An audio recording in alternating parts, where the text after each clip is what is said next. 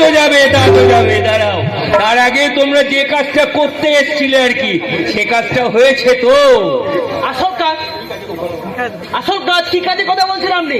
I mean যে কাজের জন্য তোমরা এসছে ওই সুদে, সেটা হয়েছে তো? তার মানে তুই সব জানতিস ছোট বাবু? তোরা কি ভেবেছিলিস আমাকে নাচ দেখিয়ে গান শুনিয়ে আমার দাদার গচ্ছিত ধন তোরা পেয়ে যাবি আর আমি কিছু টেরটি পাবো না? আপনি যদি তাই জানেন ছোট বাবু, তাহলে আপনার সেই দাদার গচ্ছিত ধন রক্ষা করতে আপনি আমাদের ওপর ছাপিয়ে পড়লেন না কেন? সেই দাদারই একজন বিশ্বস্ত সঙ্গী হয়ে।